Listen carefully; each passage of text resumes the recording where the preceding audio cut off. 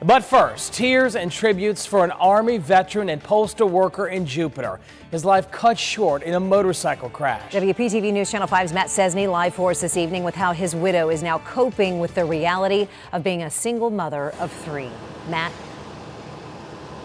Shannon J. Brian Sessoms worked here at the Tequesta post office, but he did have a growing family at home. 2 young boys and a daughter on the way, and according to his wife, he already had a name picked out, Colby. He was ecstatic. I'm so thankful that we've already picked out a name, and he was very opinionated about that. Kathy Sessoms is trying to stay strong, fighting back the grief over losing her husband and getting ready for a baby due in September.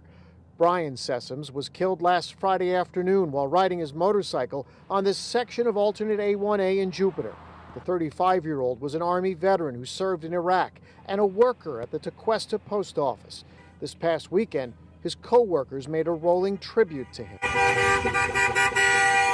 The mail trucks coming by to pay their respect it was very surprising, but very, very, very heartwarming. And so many of them just, drove by and honked, and then there were a handful of them that stopped to got out and give me a hug. He was only at the post office a year, but made an impression on many. The smiles in the photos never showed the pain of war.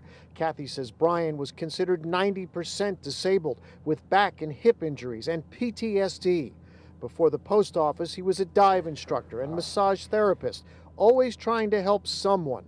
It's a memory she is now holding on to. Once you met Brian, you would never forget meeting him, and I want that for something for everyone to remember.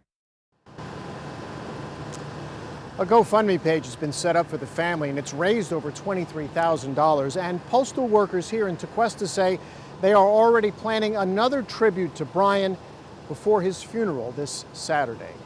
Live in Tequesta, Matt Cesny, WPTV News Channel 5. Right now.